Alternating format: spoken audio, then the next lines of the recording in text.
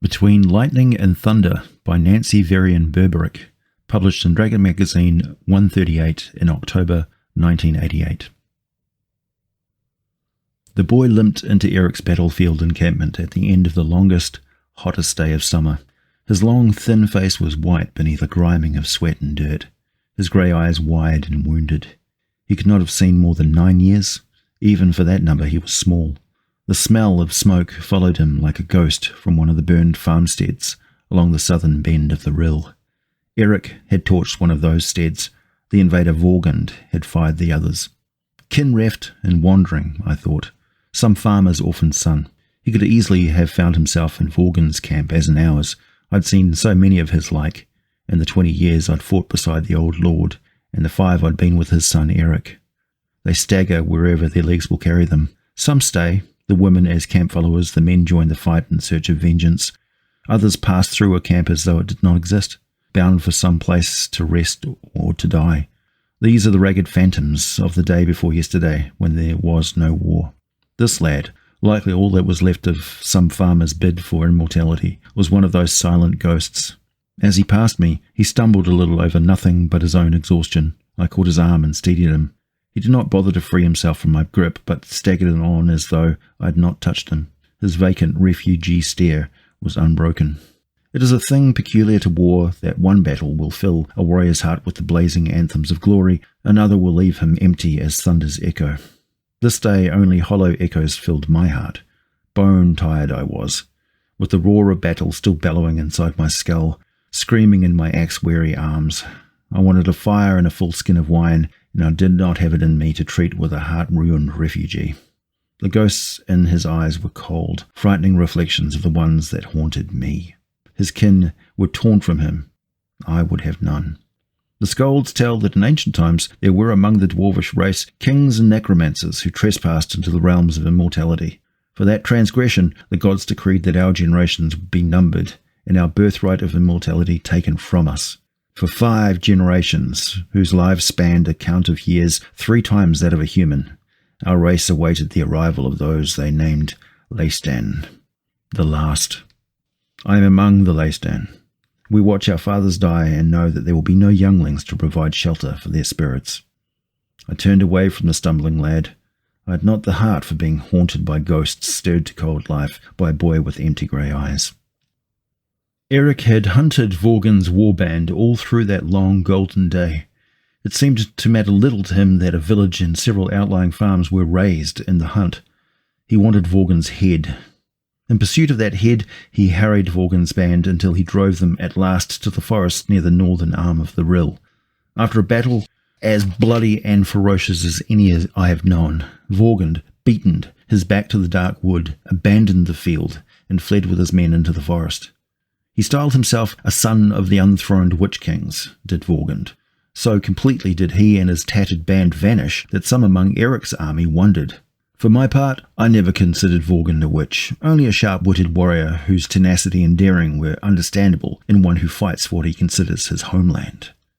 My young lord could have dismissed the talk of witch kings, though not gracefully, had that murmuring not been coupled with a whispered mention of the wood imps said to haunt the shadowed forest. Superstitious mutterings can unman a warband as easily as ignominious defeat.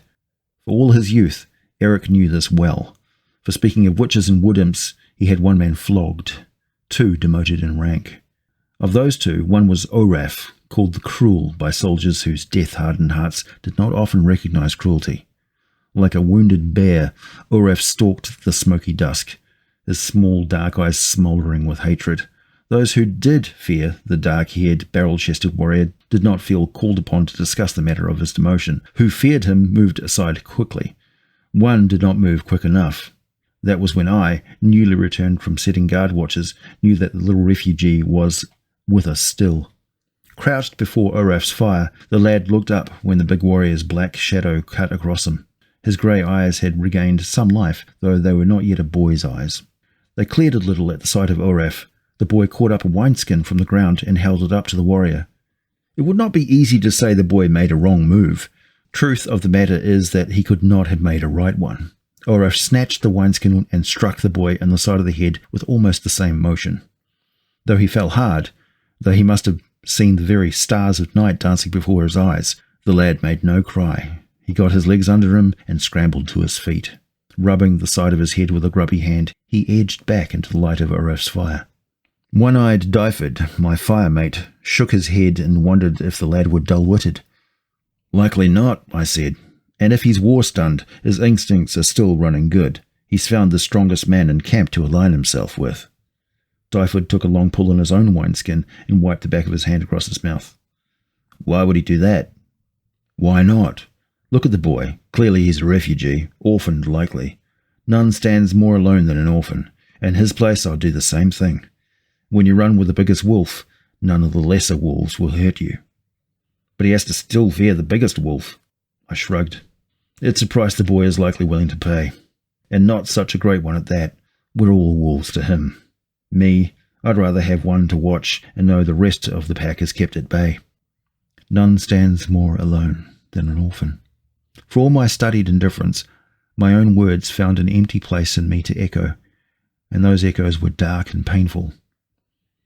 Once I was a scold. I abandoned my craft early and trained my voice to battle cries, my hand to the axe's heave. I would rather have listened to the anthems of war than sing the birthless, empty songs of a dwarvish scold.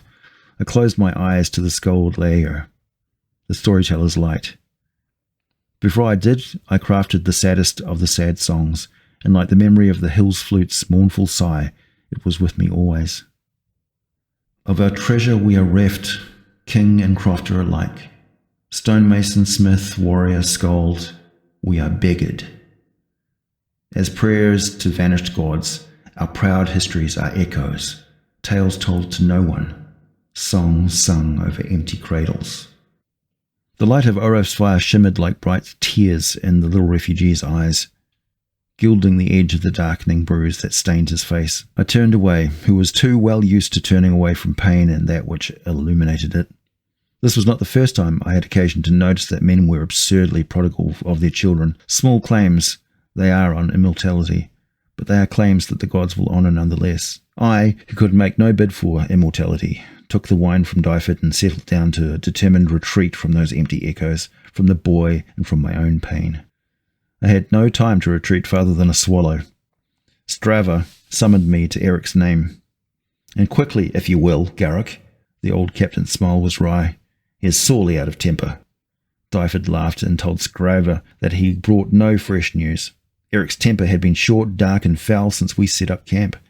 I, pleased to leave behind my contemplations of emptiness, tossed Diaphorad the wineskin and followed Strava through the hot, purpling twilight. The light of candles and oil lamps burnished Eric's yellow hair to gold, made his face seem sculpted of black shadows. He looked up, raked me with his hawk's eyes, and nodded greeting. He was young then, my lord, having seen only 20 summers. In those days he wondered if he were equal to keeping the lands his father had broken himself to win. In the matter of age, it might be supposed that my own dwarvish kin would not have reckoned me much older than he for all that I had walked through 60 years. Sometimes a young man's understanding bridged the distance between Eric and me. Other times he remembered that his lifetime was but a small part of my own. This night he made me his contemporary. He jerked his chin at the far wall of the tent where the shadows of the advisors ran tall and dark up the canvas. "Old women, those," he growled. "Stay, they say. Wait. And if they had their way, this army would wait here by the river until Vorgon's stripling sons were old enough to take up the fight. And you, my lord? I will take the fight to Vorgon. Into the forest." I had a feeling I'd be getting little sleep this night. My feeling was true. Eric wanted scouts to find Vorgon's camp, and he wanted me to captain them. Diaphorad, he chose, my thin and lanky firemate, a woodcutter's son turned soldier. His hand was fell and deadly in battle. His head was cool. "And take Oraf," he said. "I want to end this talk of old witch kings and wood imps. Let him see Vorgon's band for what they are, men who drink the same ale he does." He smiled sourly. "And who lose it the same way he does. That will stop the witch talk fast enough. As for the wood imps, he lifted his shoulders in a careless shrug. I doubt you'll find those. I would have told him that I did not expect to be able to report one way or another, legend having invested those creatures with invisibility, but having an interest in retaining both my rank and my skin, I did not think it wise to relate younglings' tales now. I said that I did not anticipate trouble with wood imps. Find Vorgon's encampment, Garrick, and bring me back the best map you can of the paths to it. Leave tonight. You know what I need. I did. The clearest path to the enemy, then the most logical path of attack, and then the least likely. Eric was like his father in this. He would see all around the battleground well before his men set their feet on it. He had no more orders. I had no questions. I left him to collect Oraf and Diaphorad. We were not 3 who met beyond the light of the army's campfires, but 4. Oraf, his little refugee in tow. When I questioned him, he assured me that the lad, having been raised on a farm nearby, would know the paths of this forest better than any of us. I eyed the little waif sharply. Is that so, boy? The lad nodded. What do they call you? He shrugged as though it did not matter what he was called. Among men, one's name is given only when trust has been earned. The boy's silence in this matter was eloquent. I wondered if Oraf had the boy's name. I glanced up at the big warrior, and the sullen, hard look of him gave me my answer. Oraf might be the lad's proof against lesser marauders, but he was not anyone the boy trusted, and this one would pay the price for protection, but he was giving nothing he was not obliged to give. And Oraf was amply paid. It is the way of a bully to keep near him those who will be more frightened than he, so that he may measure his courage against their fear. From the look of the new bruises on the boy's face, I knew that Oraf had been taking the slim measure of his own courage frequently. I never liked Oraf before this. That misliking was turning to disgust. I cocked my head at the boy. Are you weaponed? He shook his head. I unsheathed my dagger and handed it to him. Can you use this? The boy jerked his wrist so deftly, so swiftly, that I hardly knew he'd moved. My dagger quivered in the dry ground between Diaphord's feet. There was a look in the man's eyes when a blade hits the target he chooses for it. The look cannot be feigned. It graced the boy's fog-coloured eyes then.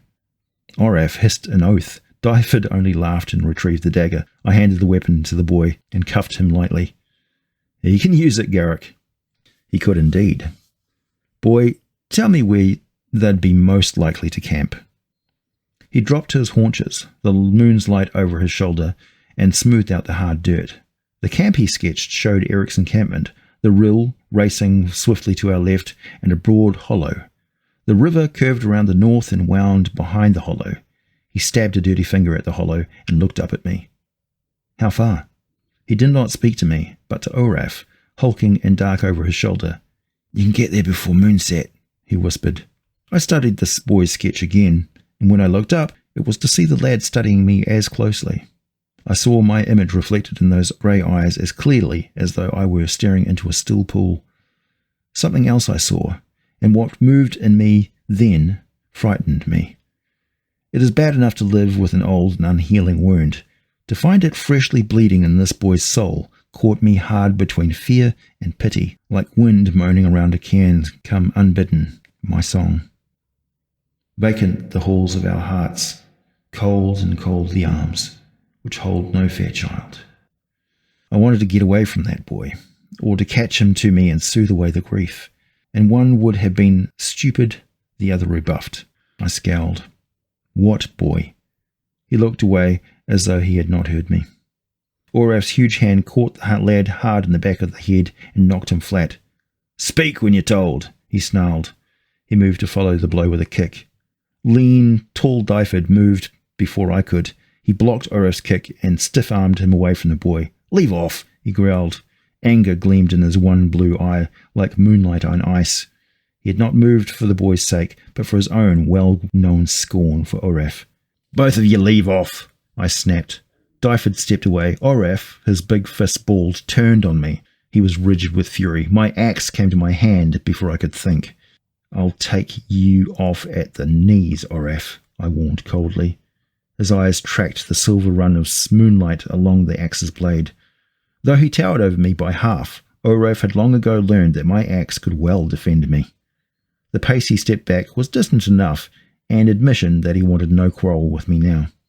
I pulled the lad to his feet and never minded that he went cool and stiff beneath my hand. Back to your map, boy. He dropped again to his heels on the path. Diaphorad stood over him. Oraf did not move. As I leaned on my grounded axe, a cloud slipped in front of the moon. The night deepened and was growing quickly older. I questioned the boy about the hollow. He answered silently, only speaking when a gesture would not do. Still, he satisfied me that he knew the forest. According to him, there was no other place but the hollow where Vorgon could rest his warband. The woods were too thick here, and thicker beyond the river. Well enough, I said at last. I'd formed a simple plan of movement. As Eric had, I too learned warfare from the old lord who had no patience for any but the most direct and unembroidered schemes. Diaphorad, you angle north and east. I barely paused before I went on, and in that moment I took my first step toward a decision I would not have imagined. Take Oraf. The boy and I will move north and west, and if you find the hollow empty, cross it and meet us at the river. If you find it occupied, skirt it like ghosts, and mark every rock and path. Join us when you see us. Diaphorad nodded. His thin mouth was a hard, grim line. We were now going in search of enemies. The god's grace, Garrick, he said. I told him not to give away what he might need himself, and watched him and big Oraf slip beneath the wood's dark eaves. Oraf would have taken the rear had Diaphorad not gestured him forward. If Diaphorad did not like all that black anger at his back, I could not blame him. The little refugee looked suddenly lost, abandoned again. Surely, I thought in amazement, he cannot count any but a grace that he can walk for a while without Oraf's hard fist hovering like a threatening storm over his head. His grey eyes widened as though they would follow Oraf until he vanished into the forest gloom. Indeed, had I released the lad, he would have loped after Oraf like a pup after its master. He was alone with one of the lesser wolves. I saw by his skittish movements that he did not know what this lesser wolf might do. He was prepared to bolt. With a gentleness that surprised me, I took the lad's shoulder and turned him west. Lead or follow, boy. Without a word, he moved out in front. If I had had any doubt that the boy knew the forest, it vanished then. No one moves in complete silence through the wood. Still, that lad passed over the age's dead leaves and brought only the faintest whisper of protest. None could have discerned the boy's footfalls over the shrill and scream of the night insects. Clearly, a skilled hunter had taught this lad his woodcraft. Though I could not see it for the screening bush and trees, I heard the rill running on my left all the journey. The wind, a faint sigh in the air, moved from the south. I knew we were travelling north when I felt its hot breath on my neck. The boy led me true, finding thin deer trails, skirting the boggy ground near the unseen river's banks whenever he could. I set in my memory all the turns and the look of each game trail we followed. He was tracking to the hollow because he knew Oraf would be there. From time to time he would stop, lifting his head as a hound when scenting the way. Never once did he look back at me. It was as though he did not care that I followed. During one of those pauses he turned and the moon's clear light fell on his face. Oraf's bruises stained his pale skin like dark shadows. Oraf had a dog once, a yellow mongrel bitch, slat-sided with one blue eye and one brown. That ragged-tailed, crooked-eared beast worshipped a deity, and the god's name was Oraf. When he thought to, Oraf fed the bitch from the scraps of his meals. He did not bother to gift her with a name, and in the dark watches of an icy winter night, the bitch gave birth to a litter of pups. After 2 nights, their whimpering outside the barracks annoyed Oraf. He drowned them, one by one, in the rill. When the bitch, frantic to save her young, put herself between him and the remaining pups, her deity, Oraf, called the cruel, cut her throat and left her to die on the river's banks. I thought of that mongrel bitch then, and shivered in the hot night. I was haunted by the memory of the hill flute and by the boy's pain. As the smoke on the cold wind, our bold histories fade. Grace conferred upon no one. Songs whispered over empty cradles. Fading the light of our souls, empty and empty the eyes, which see no younglings smile. Still certain that I cherished my emptiness, for I had long ago judged it better than being filled with pain. I pretended that I did not hear or remember my song. I followed the lad until the trees began to thin, until the game trails he tracked took an abrupt turn to the east. All unlooked for, we stood in a narrow clearing. Only several strides wide, the clear ground ran in a large circle to the north and south and was bordered by tall, thick-boled oaks. Rock oaks, my people called those giants. Seen in a flood of moonlight such as washed over this clearing, their uneven grey bark gave them a seeming of being hewn from stone. Now the moon slanted her thin light directly across the rough trunks. They looked like a stockade, those ancient trees, or a barricade. The boy pointed silently to the oaks. I had the sudden thought that the trees had not grown up in that perfect circle by nature's whim. We failing firstborn are a superstitious race. While we may smile at firelight tales of wood imps, we scent omens on the wind and read fates in the play of starlight on a boulder's craggy shoulders. I thought of witch kings and my blood chilled. Witch kings who set no guard but ward themselves with magic. The hollow, I whispered, my throat suddenly tight and dry. Beyond those oaks? He nodded once, and I cursed my absurd fears low under my breath. I was becoming as foolish as Oraf. The Witch Kings had long been run to ground. Years before, Eric's father and his kind had burned the last of those magic users. The smoke of that great burning had hung stinking in the air for weeks. Though canny Vorgand might style himself a son of those long-dead kings, he was not.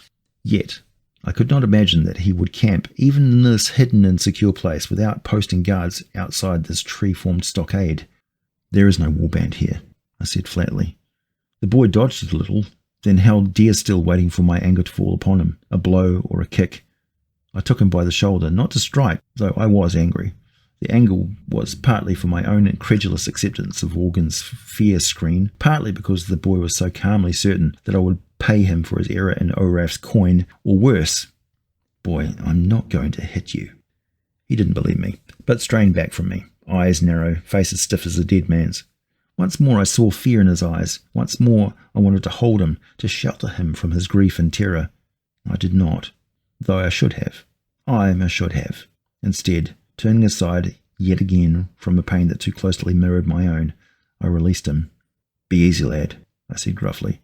You make a good guess, but good guesses do not always bring the right answers. He swallowed a hard gulp and raised his head. That little chin had a stubborn set to it, the first I'd seen all night. Almost, I applauded his hard-jawed defiance.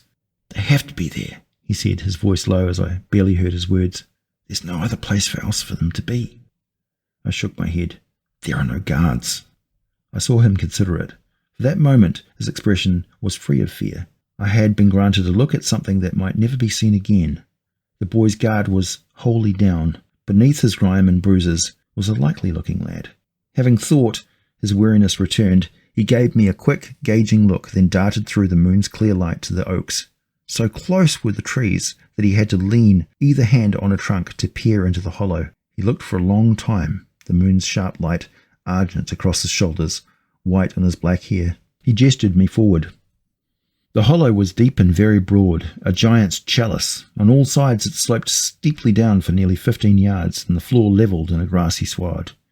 The moon's light, clear as water here on the hollow's lip, was strangely milky in the green bowl. Behind me I heard the chirrup of insects. From the hollow I heard nothing. Figures I made out, still and silent. Vorgan's standard, the crowned eagle, rampant, fluttered lazily in the warm southern breeze. Other than that, the pennon, nothing moved. Every man seemed to be sleeping. Had Vorgan grown so careless in the secret place that he set no watch? I steadfastly refused to consider witch kings. Beside me, though, the boy trembled beneath the cold breath of his fear. His small hand touched mine on my axe's helve. Despite the heat of the night, his fingers were like ice. The light, he whispered. Something's wrong with the light. The moon's angle, I muttered, and her light has to fall through leafy branches. The harsh check of a gold-brown wheat ear chipped through the night. Diaphrad's signal. I returned the sign, and he, a lean, dark phantom, tow hair gilded by clear moonlight, slipped from behind a broad oak to the west. Oraf, bare large, followed. He is one, I thought bitterly, who will happily believe in witch kings. From where I stood, I saw the gleaming whites of the big warrior's eyes. Though he was a long moment about it, the boy moved to Oraf's side. Diaphard nudged me. Is Vorgan such a witling that he posts no guard? I did not think so. I'd never thought Vorgan were want of wits. Which, Oraf whispered. Almost the word was a sigh. It's none of that, I growled. What then? The big man challenged. His right hand was full of his sword, his broad face sheened with sweat. An odd moon's light and a warlord too secure in his hiding. Oraf said nothing. Diaphorad grunted. A ghost could drift in there and find the right of it. His sky-coloured eye glittered sharply. Or a ghost-footed scout. I, though, you'll not go alone. He shook his head. Yes, alone. None moves quieter in the wood than I do. You know it, Garrick. Wait here for me. I'll not be long about it. He saw my doubt and quirked a good-humoured smile.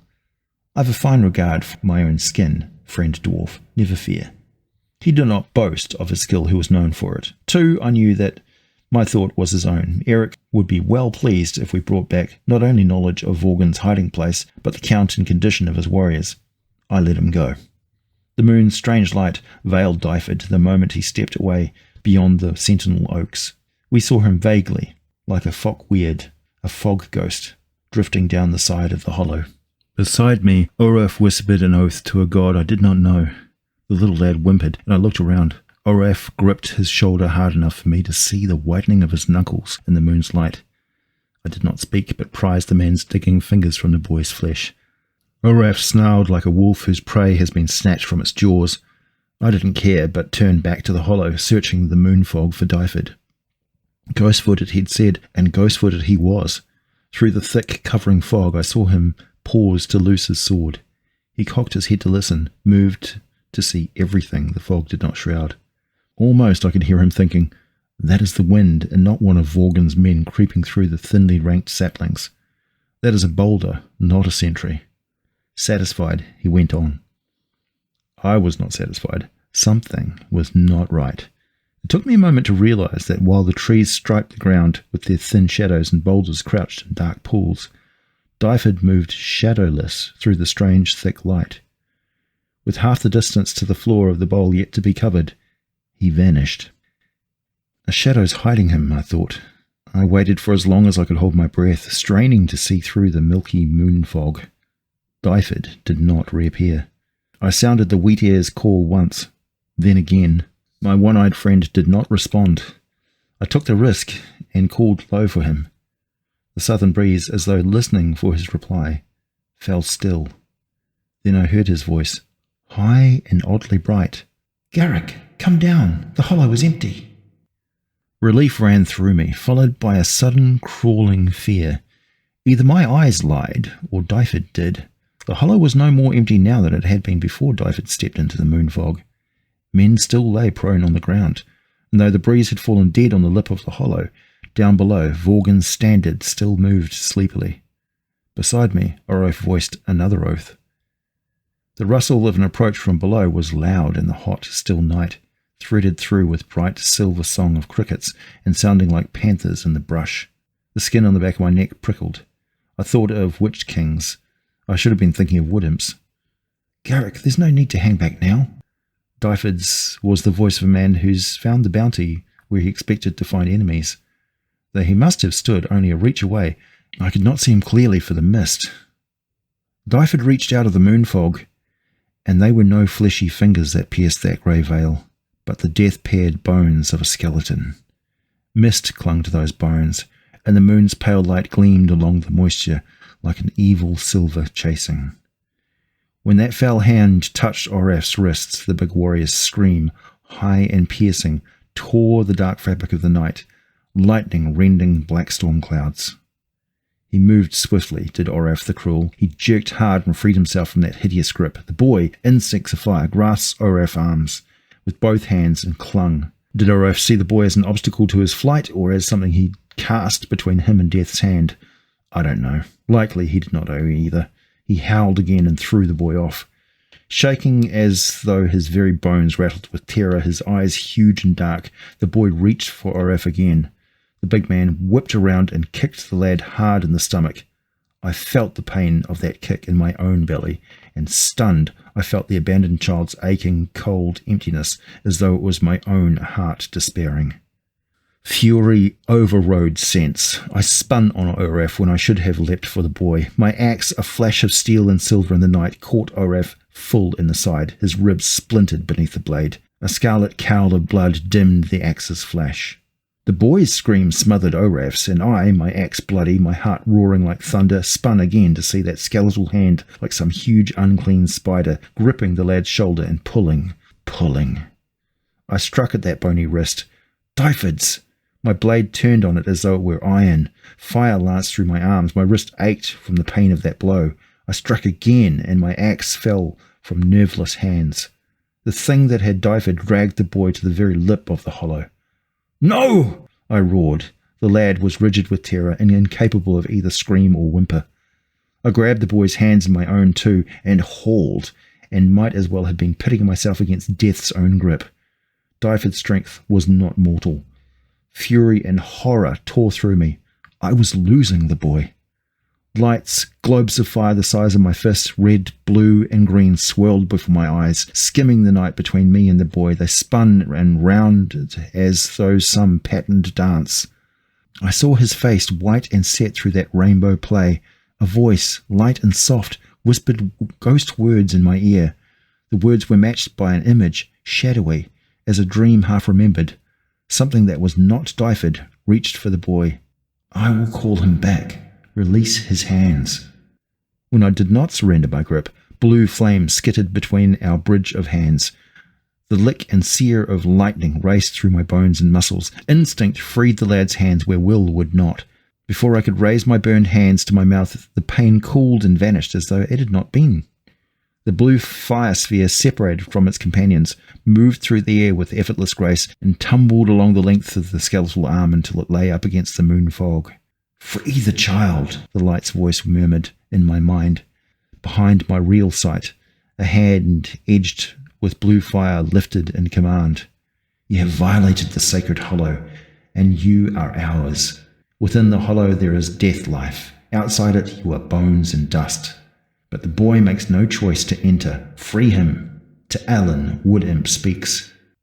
Wood Imps! Not invisible as legend claimed, but transparent as flame. Cold sweat traced icy paths down ridges of my ribs. Diaphid's bone-fingered hand fell away. Rising like a wolf's howl, his desolate cry spun up to that pitiless lady, the moon. And for a breathless moment I saw one-eyed Diaphid as no more than a cold moon mist. Then that, too, was gone, and a sleeping figure lay on the edge of Vorgon's encampment, where none had been before. Half in the moon fog, the boy did not move. To Alan's disembodied voice softened. "You are free, young human." The boy's shoulders slumped.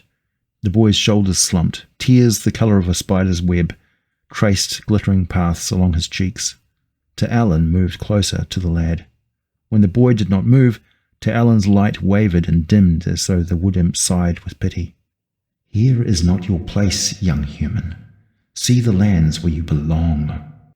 As the boy must have, I saw the sun, full and warm, lying across golden fields.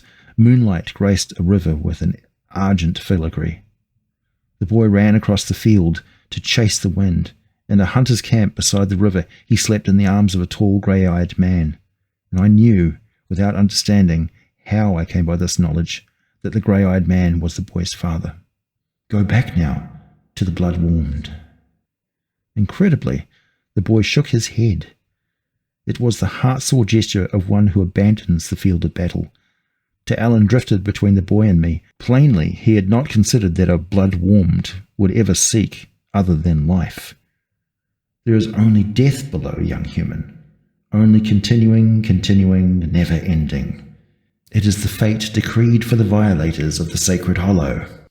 It might be that blue-lighted T. Allen could read the boy's heart. Surely he spoke to me before the boy ever made another gesture.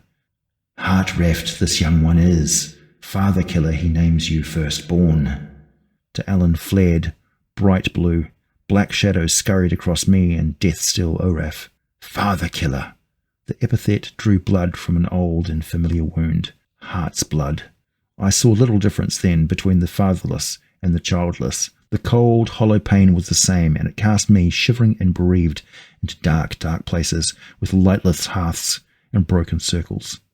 That image was not created by Te Allen. I'd lived with it too long not to know it for my own. From it had come the saddest of the sad songs. As the frost-kissed mountains rose, our brave histories wither. love given to no one, songs wept over empty cradles. And I'd lived with it long enough to know that I dared not stay in that empty place. I dragged myself, hurt and shaking, back to the forest and the moonlight. Talon had addressed me as firstborn.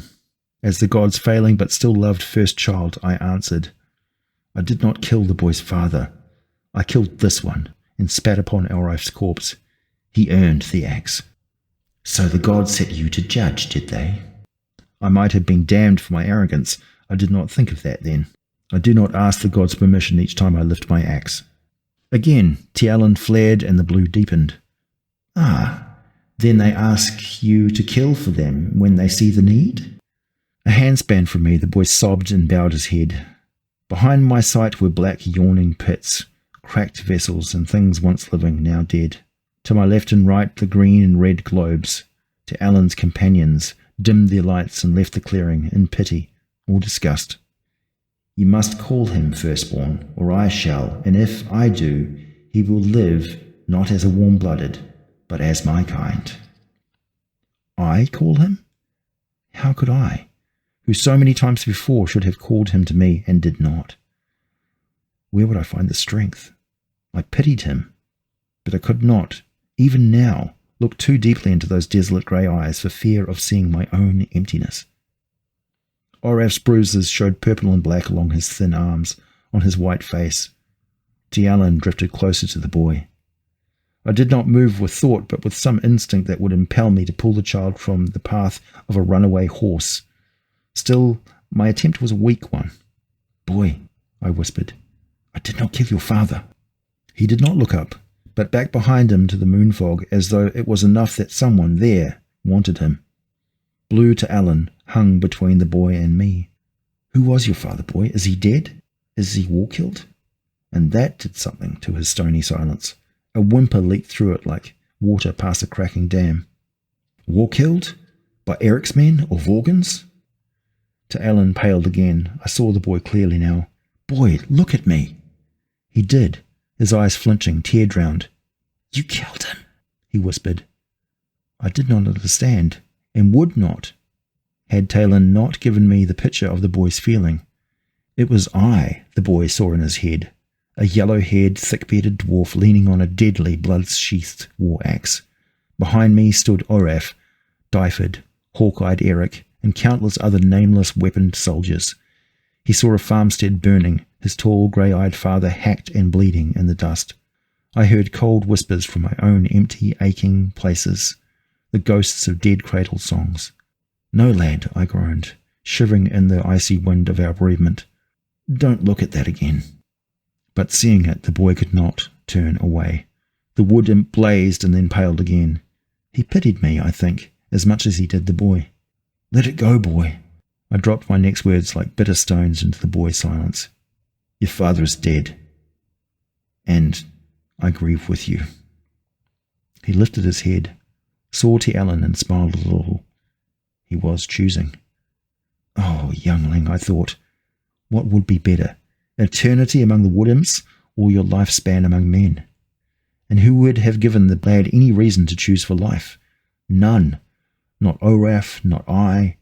My heart felt like hard stone against my ribs, and well it might. I had spent most of my life making certain that, sooner or late, it would become stone. And in that moment, the boy seemed as transparent as Tialan, drifting between us. He appeared emptied of the hard, real life of men, of his kind, ready to be filled for a god's eternity with the light of the wood imp.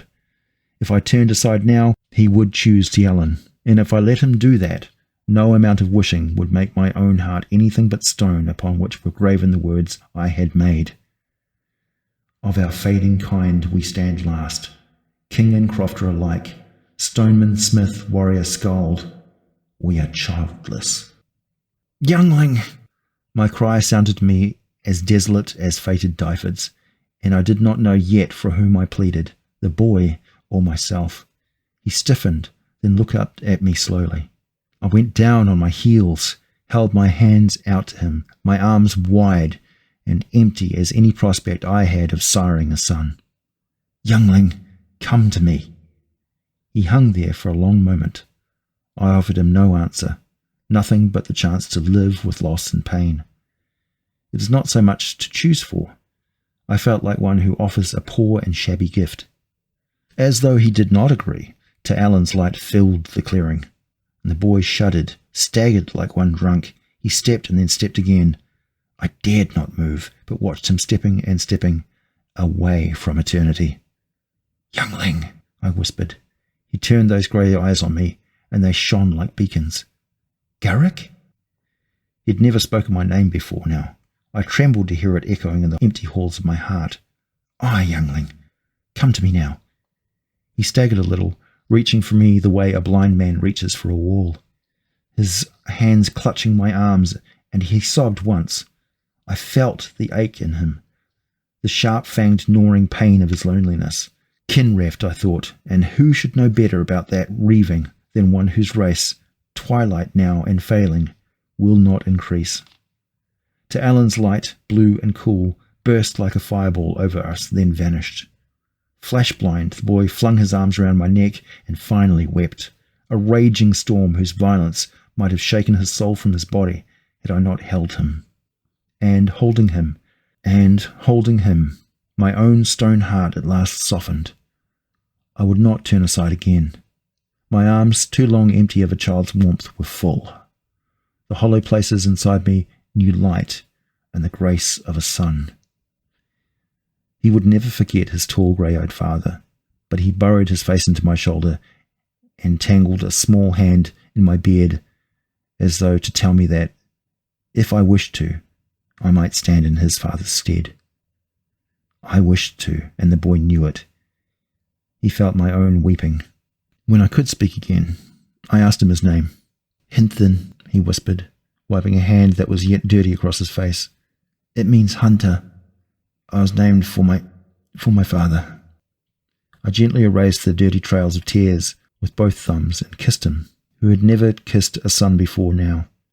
And I lifted the boy, snatched up between a wood imp's lightning and war's thunder, and carried him back to Eric's camp. The Lord received the word of Orath's death and Diaphrad's in stony silence. When he did speak, it was not to regret the loss of 2 men. Eric was not one to dwell upon that which he could not change. He nodded to the boy asleep on my shoulder. "What of him?" "Like me," I said simply. "He survived." Eric dismissed me with a flicker of his sharp blue eyes. I knew him well enough to know that the fire burned behind those cold eyes. He had been cheated of Vorgan's head, a prize for which he had waged battles across half his holdings to win. I took the dismissal gratefully. That night the boy Hinton slept curled against me, his head on my shoulder, his small hand tangled again in my beard. As I listened to him breathe, I came to understand that I had unmade a shadow in the saddest of the sad songs. It remained to be discovered whether I might ever craft a new song. Then I did not think I would. Still, in the most fleeting of my dreams, dim yet and hesitant as though it were not certain of its welcome, shone the scold lair, the storyteller's light. And one day, it promised, one day there will be another song.